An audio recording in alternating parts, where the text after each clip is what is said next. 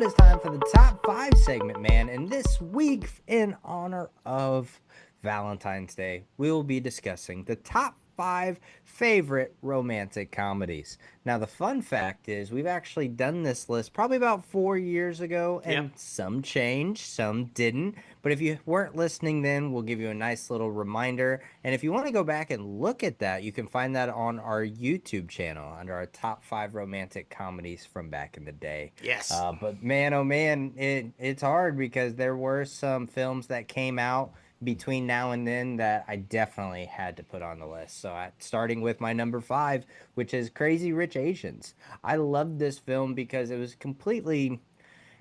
different than anything I've ever seen before. You want to know why? Inclusion, the Asian culture. I didn't Yeah. see any sort of romantic comedy, or honestly, because I was young and whatever films that were showed to me or television shows, I didn't see these people in this race ever on screen love story. I have never seen anything like that. So I was happy and blessed enough to see this film, and I was honestly moved to tears from this storytelling. Just obviously, it's one of those that you've heard before. You have a disapproving mother of the girlfriend who's coming into the family. But honestly, it's a great freaking cast, and you have Oscar winners now. You have leaders of franchises, and they greenlit the second one to this thing like when it was still in theaters, and we Yep. haven't heard any word about it. I really hope they continue to do a second installment of Crazy Rich Asians, but the first one is so freaking good, and honestly, it's a beautiful, beautiful film and a great example of storytelling. So number 5 for me, Crazy Rich Asians. I love it. I love it. And it's interesting because at the time, it basically had every A-list Asian actor in it, Hmm. but there weren't many. It was like a Yeah. handful because at that point they were not being recognized in Hollywood at the level that they should have been. And since the success of this movie have just exploded. Now the Asian culture is everywhere and rightfully so and should be. But it's funny because at that time there was like a handful of people who had never really been in anything together and just boom. So yeah, that's a great pick. It's a great film too. Great story, great love story. Just love it, love it. My number 5, oddly enough, is my same number 5 from all those years ago. Home Again. Reese Witherspoon. Hello, duh. Romantic comedies with Reese Witherspoon just melt my heart. They're like always good. They're always fun. This one though, I really jump on and I really gravitate to this one for a couple of reasons. One, because it deals with the film industry. It's about young screenwriters trying to get their break, and Reese Witherspoon's character's father was like a Oscar-winning successful screenwriter, and so they're trying to get an in there, kind of a thing. But the other reason I really like it is because she was going through a divorce and she's just trying to refine herself. And she had kind of fallen into this like stalemate of life and who she thought she was. And she starts obviously dating one of these three guys, or potentially all of these three guys. I don't want to say anything, give it too much away. But the whole thing of it is she starts to realize that, just because you're at a certain age doesn't mean you have to stop living, and that you have to become old, or that your life is over, kind of a thing. And the relationships really regenerate and revitalize her look on life, and how to approach it and where she can go and not go. And in turn, she guides them and teaches them and where they think they can be and stuff. It's just a beautiful love story and romantic comedy that has a little twist that I don't want to give away, but it's a fun one. And if you haven't checked this one out, highly recommend it. Home Again. Great pick, man. Great pick. It's almost like I heard that 4 years ago. Number 4 for me goes to Notting Hill. Of course, Hugh Grant. Of course, Julia Roberts. Already, right there. Right Boom, you're there. sucked in. But I mean, it's kind of a classic love story of, two different social classes and bumping into each other and not even really expecting the rest of your life to change. And I think that's what this film does well. It shows you that you don't have to be on the look or on the search for love. Love can just happen at a moment's notice, and especially when you're a bookstore owner in England, and, and then a famous actress comes in, and you have no idea what's gonna happen for the rest of your life, and then boom, you're just a girl standing in front of a boy, and all of the other classic lines in this film. But yeah, I mean, it's the telling of trying to adapt to the other person's lifestyle, especially when fame comes into play, and these characters do an absolutely amazing job at representing two different lifestyles meeting and then trying to balance each other because you're in love and you want to accept who the other person is, no matter what baggage, good or bad, that they come with. And this is a great example of that. So yeah, number 4 for me, Notting Hill. Love it. And you can't go wrong with Julia Roberts. You just Yeah. can't. You can't do it. My number 4, When Harry Met Sally. Duh. It's one of the greatest films of all time, has one of the most memorable, iconic cinematic scenes of all time, which just was recreated for a mayonnaise commercial during the Super Bowl, oddly enough, but fucking brilliant. Yeah, obviously, Meg Ryan and Billy Crystal just, I love it. I love it. But this one, I've always loved this film because this is a question that has been throughout time. And this film addresses the question, is it possible for a man and woman just to be friends? Can they have a relationship, a close relationship, and just be friends? This film answers that question, I think. And it might not be the way you think. If you haven't seen this, and by the way, you probably have, because duh, like I just said, it's one of the greatest films of all time and one of the best romantic comedies of all time. But highly, highly recommend checking this one out. It is a really cute, beautiful story that plays out over a series of years that really does address the question, is it possible for a man and a woman to be friends?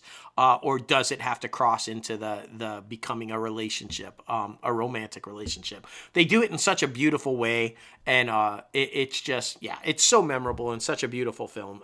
When Harry Met Sally. Very nice, very nice. Yes, of course, of course.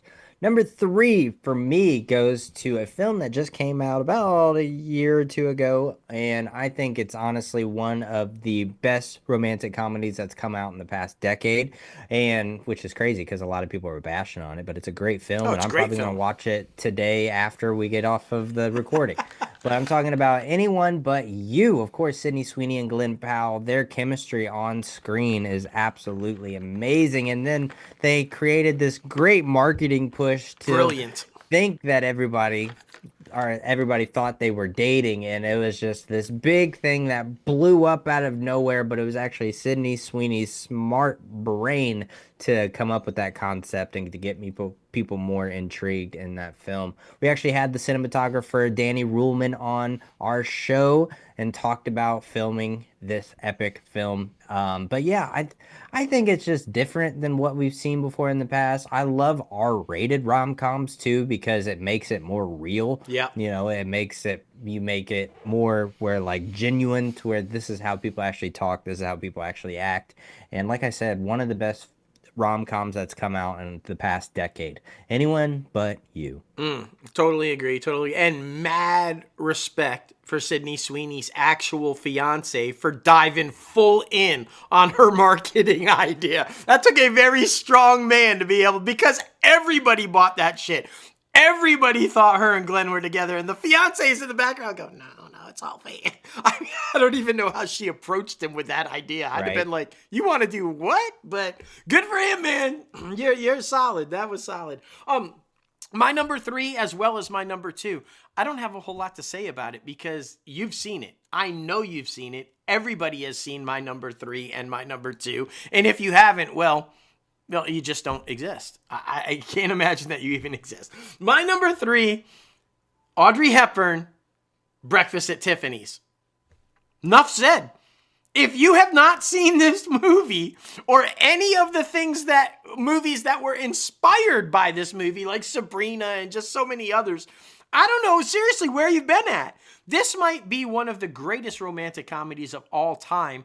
And literally, I think, and not that she wasn't already a huge star, but just like took Audrey Hepburn to a whole new level of superstar and icon. It's beautiful. It's beautiful. It's brilliant filmmaking, it's brilliant storytelling, phenomenal acting. Everything about this is I can't say enough. Go watch Breakfast at Tiffany's. You'll be so happy that you did if you haven't seen it already. You'll love it and you'll be obsessed with Audrey Hepburn. That's all I'm saying. My number 3, Breakfast at Tiffany's. Oh, that's funny, man. That's funny. Number two for me goes to While You Were Sleeping. Of course, Yes. Sandra Bullock, Peter Gallagher, and a whole bunch of other freaking people in this cast. This is a great example of, again, not looking for love and then love just kind of falling into your lap or you falling onto the train tracks, either or. I mean, this is peak Sandra Bullock, so you get that the essence of her greatness. And I mean the the story is very entertaining. It's different than what we've seen before. I think, back then, that's when romantic comedies were really striving with different types of storytelling, because I felt like in the early 2000s it got kind of, whitewashed, and very whitewashed, I should say, because I mean, obviously, a whole bunch of white people, but it got very, I I guess, torn. It's like they're doing the same thing. They're basically telling the same story. That's what I'm trying to say. But I think this was different from what those actually were. So it's definitely one that you have to watch. I remember watching this when I was a kid with my mom because it was one of her favorite movies. But yeah, if you haven't seen While We Were Sleeping, please be sure to do so. Number two for me, While We Were Sleeping. Yeah, phenomenal cast too. I mean, aside from Sandra, it's Bill Pullman and Peter Gallagher, and like, yeah, just phenomenal cast. Really good pick. Really good pick. Number 2, kind of like my number 3. Do I have to say anything? I think this is probably on every single person's list of favorite romantic comedies, and could be primarily. And I was going back and forth of whether it should be at the top of my list. I kept bouncing back and forth, but this is one of the greatest romantic comedies of all time, set in an era that everybody loves, with a cast that everybody loves, and just I can't say enough. It's comedic, it's dramatic, it's suspenseful, it's beautiful, it's everything you want in a film, and it's a romantic comedy, and it's incredible. I'm talking, of course, about The Princess Bride. Again, I think this is one that everybody has seen, or if you haven't seen it, it's on your list to see. This one is filled throughout with all kinds of little spoilery kind of things and twists and turns. So I don't want to give away too much of the plot because it will disappoint the movie for you if you know. But it's just brilliant. This is probably the first time I ever saw Robin Wright in anything. And it just phenomenal. She's just a gem in this film. You fall in love with her, which is the point. I can't say enough about it. Princess Bride. Trust me, you should have it on your list if you haven't already watched it. And if you have, watch it again. I watch it at least once a year because it's that damn good. The Princess Bride. Yes, definitely one of the best comedies of all Oh, time. I will without say doubt. that. Number one for me goes to the same number one that it was four long years ago in a galaxy far, far away. And of course, I'm talking about 10 Things I Hate About You. It's got everything I know and love. A great cast with Heath Ledger, Joseph Gordon-Levitt, and so many others. Julia Stiles. And then teenage angst. Of course, we love teenage angst with a great soundtrack and just trying to get the girl. That's all we're ever trying to do. Get the girl. And this film does exactly that. It's a classic, of course, but if a lot of people don't know, Heath Ledger actually did not like the film because these are not the type of films that he wanted to do, but this broke him into the American mainstream media, so you got to do what you got to do. But it's still a great film. I mean, still, people go back and watch it all the freaking Oh time. yeah. Allison Janney's in it, like so many different people. But yeah, it's on Disney Plus right now. I don't want to. I'm trying really hard not to give too much away about any of my films because I want y'all to just go watch them in Yes. general. But yes, number one for me, and probably will always forever be my number one for romantic comedies. 10 Things I Hate About You. There you go. I mean, it's a great choice, and I'm right there with you. Just watch it if you have not watched it. It's a brilliant film, and yeah, it's a must see. My number one, duh. I think it's a lot of people's number one. I think it's a classic film that will forever hold up to the test of time. I think this will be around for as long as everybody's around. I'm talking, of course, about the ultimate Cinderella story, Pretty Woman, which, by the way, if you didn't know, was based on Cinderella. It's Gary Marshall's telling of the love story of a down and out female who just happens to be a prostitute who finds her Prince Charming.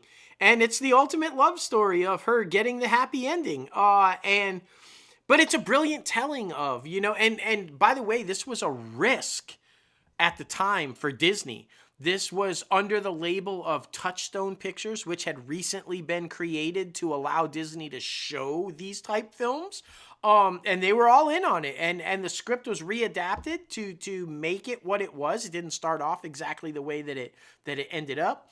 But like I said, can you ever go wrong with a film that's like Cinderella? Like the ultimate love story of down and out finding the Prince Charming and rescuing you from a life of despair and having the happy ending. I think that's what everybody's dream is in life, is to find the happy ending with the one you love, and that's everything that this movie is, and it does it in such an entertaining way. And I think obviously this is the movie that catapulted Julia Roberts into superstardom. Richard Gere's phenomenal. Hector Elizondo, just the whole cast, just brilliant. But and of course Gary Marshall, one of the greatest comedic directors of all time, who obviously is sister, same, Penny Marshall. But yeah, Pretty Woman, duh. I mean, just go. I don't even believe you if you tell me you haven't seen this movie already. I just don't believe you. But if you're one of the rare odd beings, maybe from a different planet, that's just arrived, check this one out. You'll be happy that you did. It's a classic. Everybody loves it, and you will too. There it is, man. There it is. Those are our top 5 favorite romantic comedies. We want to know what yours are. Be sure to comment below in the YouTube comment section. At us on Twitter, X, Threads, all the good places. Please be sure to do that. We love the fan interaction.